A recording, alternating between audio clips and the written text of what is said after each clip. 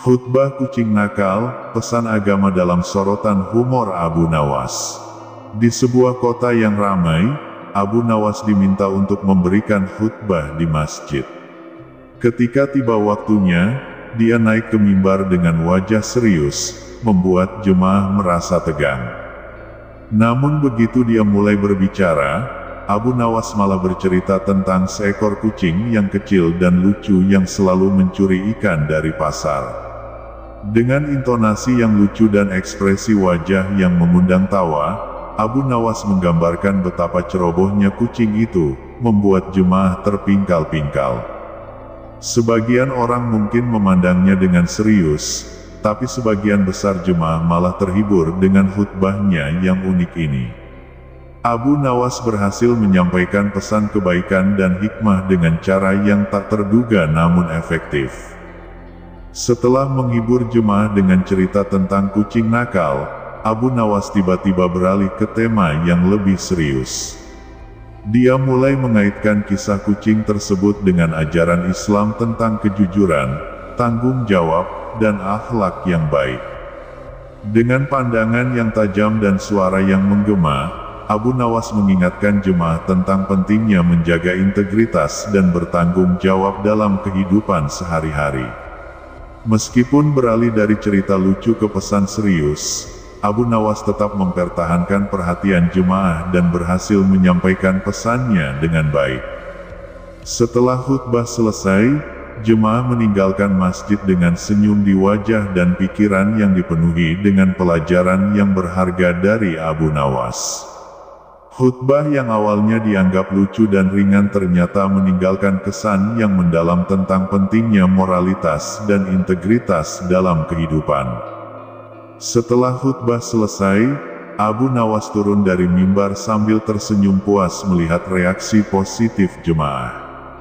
Namun, di tengah kerumunan orang, dia tiba-tiba mendapat tepukan di bahunya. Ternyata, itu adalah imam masjid yang memberikan tepukan tanda salut atas cara Abu Nawas menyampaikan pesan agama dengan kreativitas yang menyenangkan. Tidak hanya itu, seorang tua di barisan depan masjid menghampiri Abu Nawas dengan senyum lebar. "Anak muda, saya telah mendengarkan banyak khutbah dalam hidup saya, tapi khutbahmu hari ini adalah yang paling menghibur dan menginspirasi," kata tua itu sambil menggenggam tangan Abu Nawas dengan penuh penghargaan. Abu Nawas pun merasa bangga dan bersyukur. Meskipun tidak selalu mengikuti aturan yang konvensional, dia sadar bahwa cara yang unik dan kreatif bisa menjadi sarana yang efektif untuk menyampaikan pesan-pesan penting kepada orang lain.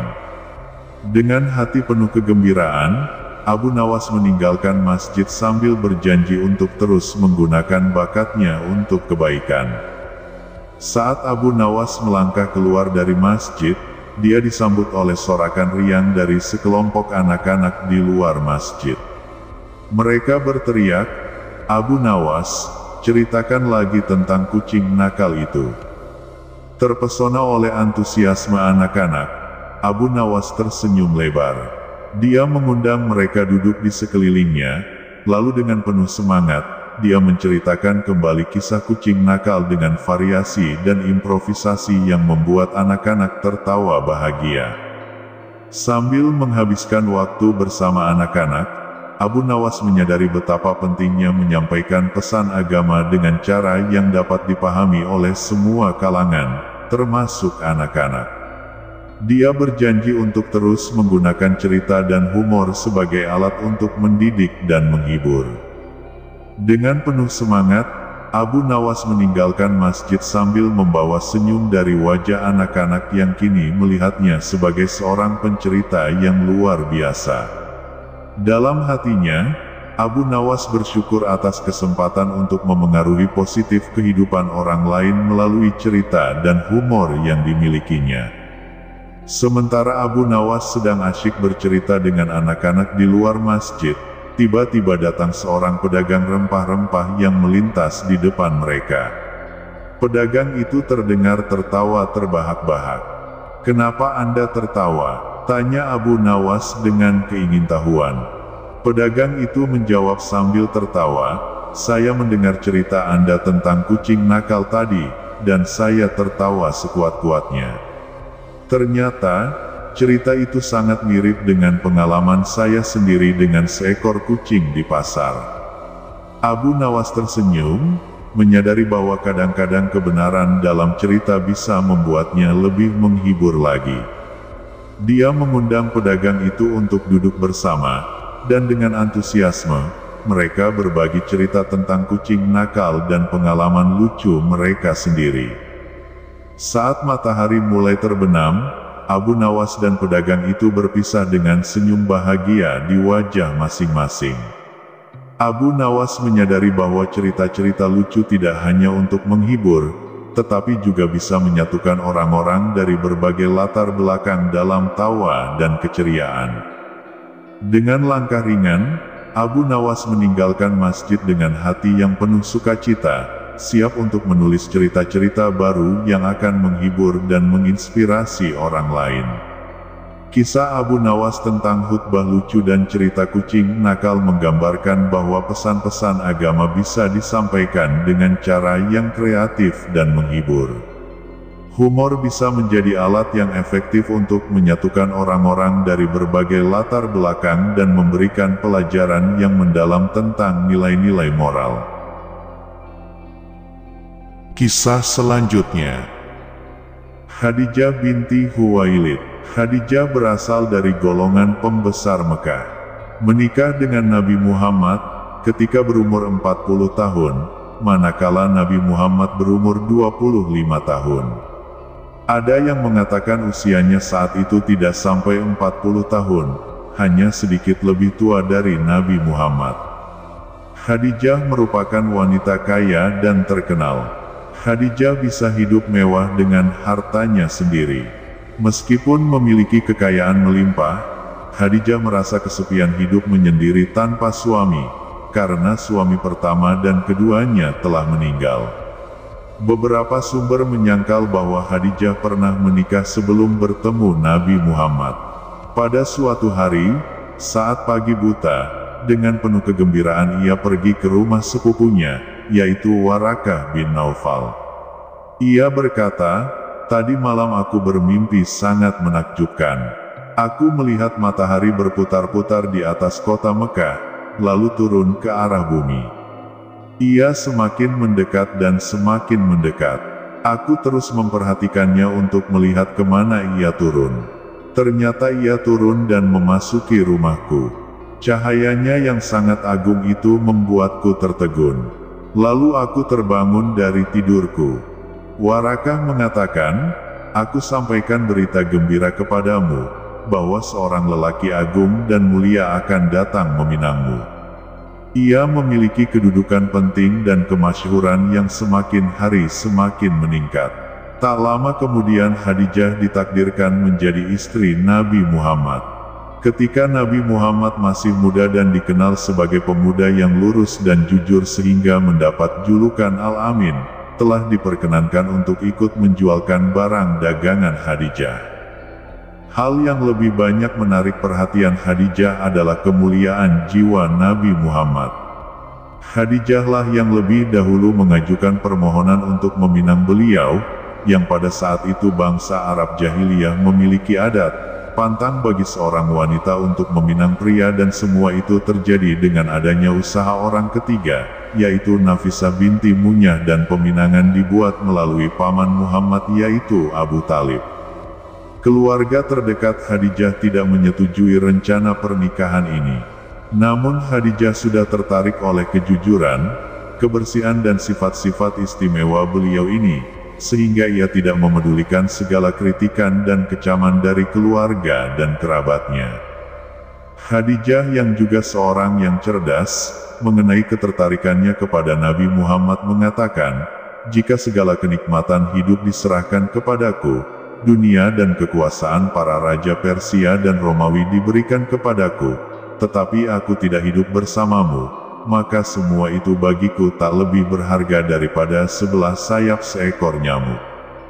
Sewaktu malaikat turun membawa wahyu kepada Muhammad, maka Khadijah adalah orang pertama yang mengakui kenabian suaminya, dan wanita pertama yang memeluk Islam.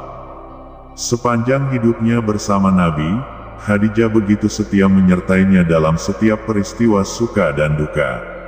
Setiap kali suaminya ke Gua Hira, ia pasti menyiapkan semua perbekalan dan keperluannya.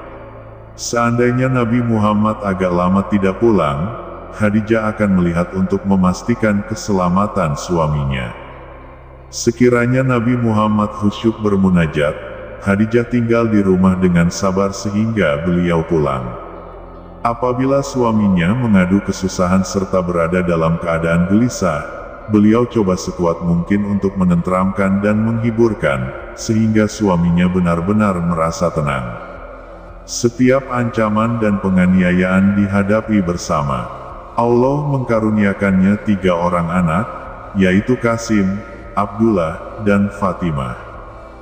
Dalam banyak kegiatan peribadatan Nabi Muhammad, Khadijah pasti bersama dan membantunya, seperti menyediakan air untuk mengambil wudhu. Nabi Muhammad menyebut keistimewaan terpenting Khadijah dalam salah satu sabdanya, "Di saat semua orang mengusir dan menjauhiku, ia beriman kepadaku. Ketika semua orang mendustakan aku, ia meyakini kejujuranku. Sewaktu semua orang menyisihkanku, ia menyerahkan seluruh harta kekayaannya kepadaku." Khadijah telah hidup bersama-sama Nabi Muhammad selama 24 tahun dan wafat dalam usia 64 tahun 6 bulan. Kisah selanjutnya. Kecerdikan Abu Nawas, pelajaran kebijaksanaan dan humor. Di sebuah kota tua di tengah padang pasir, Abu Nawas, si tokoh jenaka penuh kecerdikan, dikenal akan kelihayan dan kebijaksanaannya. Tuan Kadi, seorang yang terhormat dan seringkali keras dalam menjalankan keadilan, sering menjadi sasaran lelucon Abu Nawas. Suatu hari, Tuan Kadi meminta Abu Nawas untuk membawakan air ke rumahnya. Abu Nawas, dengan cekatan, membawa air dalam sebuah keranjang yang dilapisi dengan daun pisang. Tidak butuh waktu lama bagi Tuan Kadi untuk menyadari bahwa air itu telah tumpah semua di perjalanan. Tuan Kadi marah besar dan memperingatkan Abu Nawas bahwa dia harus membayar ganti rugi. Namun, Abu Nawas dengan santainya menjawab bahwa dia akan membayar ganti rugi sesuai dengan jumlah air yang berhasil dibawa pulang. Ketika Tuan Kadi bertanya bagaimana caranya mengukurnya, Abu Nawas dengan licik menjawab, "Sangat mudah, Tuan. Saya akan membayar dengan mengukur berapa banyak air yang tersisa dalam sumur saat saya kembali." Tuan Kadi tidak bisa berbuat apa-apa selain tertawa terbahak-bahak atas kecerdikan Abu Nawas. Dengan demikian, Abu Nawas membalas perlakuan Tuan Kadi dengan kebijaksanaan yang membuatnya terkenal di seluruh kota. Tuan Kadi, yang sebelumnya marah, akhirnya tak bisa menahan tawa. Dia mengakui kecerdikan Abu Nawas dan bahkan memuji kecerdikannya. Tindakan Abu Nawas membuat suasana menjadi lebih ringan dan menyenangkan di kota itu. Tuan Kadi pun belajar untuk tidak terlalu serius dan membawa diri dengan lebih santai. Sejak saat itu, hubungan antara Abu Nawas dan Tuan Kadi menjadi lebih akrab. Mereka sering kali bertukar lelucon dan cerita, menciptakan ikatan persahabatan yang kuat di antara mereka. Dengan kecerdikan dan kebijaksanaannya, Abu Nawas selalu berhasil membalas perlakuan Tuan Kadi dengan cara yang menghibur dan menginspirasi semua orang di sekitarnya. Namun, kecerdikan Abu Nawas tak pernah berhenti.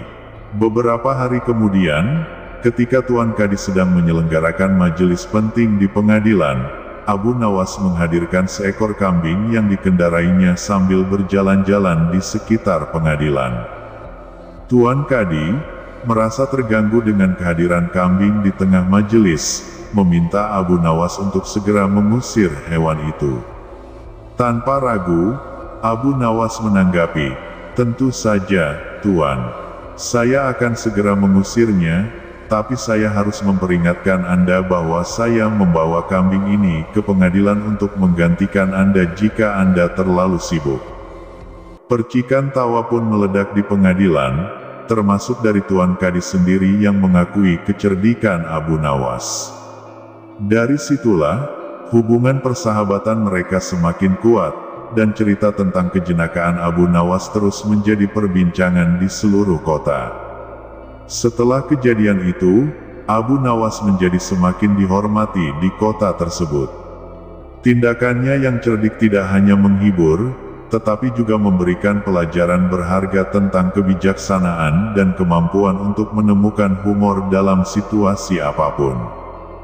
Tuan Kadi, meskipun merupakan tokoh yang serius dalam menjalankan tugasnya, belajar untuk lebih fleksibel dan terbuka terhadap sudut pandang lain. Dia menyadari bahwa kecerdikan Abu Nawas bisa menjadi sumber kebijaksanaan yang berharga, bahkan dalam keputusan-keputusan yang sulit. Seiring waktu, Abu Nawas dan Tuan Kadi menjadi mitra dalam memecahkan masalah-masalah kota. Dengan kombinasi kecerdikan dan keadilan mereka menjadi kekuatan yang tak terkalahkan. Kisah persahabatan mereka menjadi legenda di kota tersebut, menginspirasi generasi-generasi berikutnya untuk selalu mencari kebijaksanaan dan humor dalam kehidupan sehari-hari. Kisah ini menggambarkan pentingnya kecerdikan, humor, dan kebijaksanaan dalam menghadapi tantangan hidup. Abu Nawas, dengan caranya yang cerdik, mampu mengubah situasi yang tegang menjadi sesuatu yang menghibur dan memberikan pelajaran berharga.